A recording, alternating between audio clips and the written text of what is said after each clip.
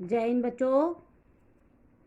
Doctor K N Modi global school Hindi अध्यापिका नम्रता गुप्ता आज आपको हिंदी व्याकरण पाठ 23 मुहावरे तथा लोकोक्तियों के बारे में बताने जा रही हैं।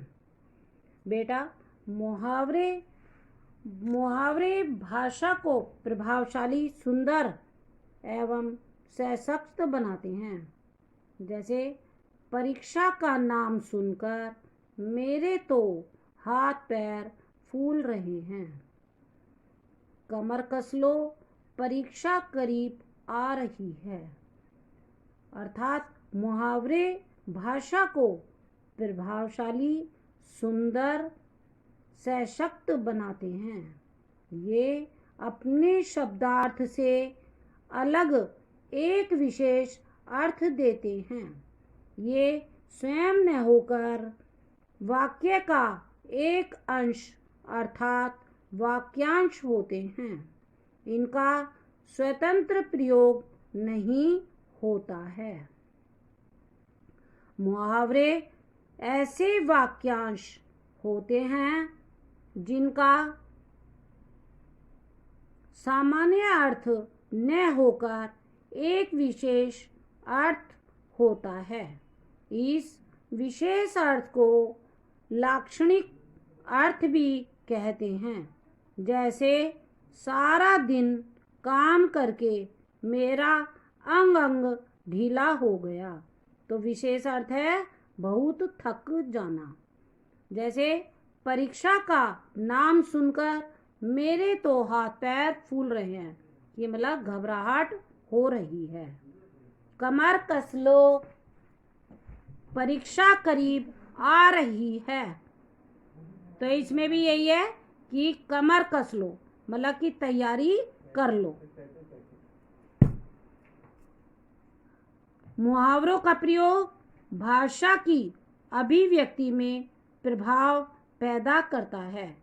भाषण, वाद विवाद, प्रतियोगिताओं में हम मुहावरों का प्रयोग करके अपनी बात को प्रभावशाली ढंग से प्रस्तुत करते हैं।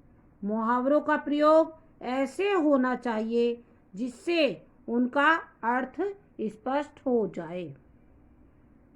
जैसे मैं बता रही हूँ कि बिल्ली को देखते ही चूहा 9-2-11 हो गया, अर्थात 9-2-11 होना भाग गया।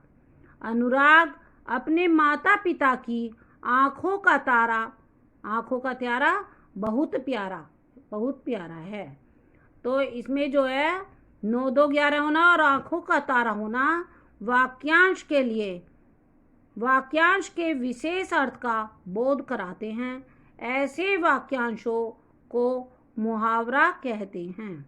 मुहावरों के प्रयोग से भाषा सुंदर, प्रभावशाली और आकर्षक बन जाती है।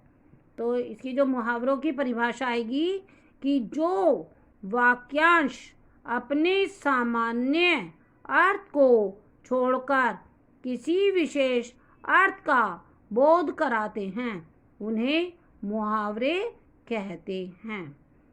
जैसे आँख का तारा बहुत प्यारा होना, फिर इनका वाक्य प्रयोग किया जाता है बेटा। जैसे नीलेश अपनी गुणों के कारण सबकी आंखों का तारा बन गया। अगर मगर करना, टाल मटोल करना। मैं जब भी उससे पैसे लौटाने को कहता हूँ, वह अगर मगर करने लगता है। जो वाक्य हम प्रयोग करते हैं उसमें मुहावरे का ही प्रयोग किया जाता है, ना कि उसके अर्थ का प्रयोग किया जाता है। अब आते हैं लोकोक्तियाँ क्या चीज़ें हैं। लोकोक्ति शब्द दो शब्दों लोक और उक्ति से मिलकर बना है, जिसका अर्थ है लोक में प्रचलित कथन या उक्ति। लोकोक्ति लोगों के अनुभव पर आधारित कथन होते हैं। लोकोक्तियाँ पूर्ण कथन होती हैं। इनका प्रयोग प्रायः स्वतंत्र वाक्य की भांति होता है। मतलब परिभाषा कह सकते हैं लोकोक्ति की कि लोगों के अनुभव पर आधारित प्रचलित उक्ति या कथन को लोकोक्ति या कहावत कहते हैं। लोकोक्ति का बेटा समझ आया? मैं अगेन दोबारा बताती हूँ कि लोकोक्ति शब्द दो शब्दों से मिलकर बना है, लोक और उक्ति, जिसका अर्थ होता है लोक में प्रचलित बात। इसे कहावत भी कहा जाता है। यह लोक जीवन में संचित अनुभव को प्रकट करती है।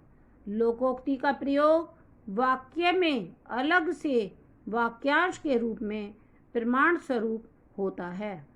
अब जैसे मैं एक दो लोकोक्तियाँ आपको बता रही हूँ कि हाथी निकल गया दुम रह गई, तो इसका मतलब है कि थोड़ा सा कार्य शेष रहना है। अंधों में काना राजा, तो वह मूर्ख लोगों में थोड़ा बुद्धिमान। तो ये क्या होंगी? लोकोक्तियाँ कहलाई जाएंगी। आशा करती हूँ कि आज आपको मुहावरे और लोकोक्तियों का अर्थ पता चल गया होगा, आपको समझ आ गया होगा। धन्यवाद। आपका दिन शुभ हो।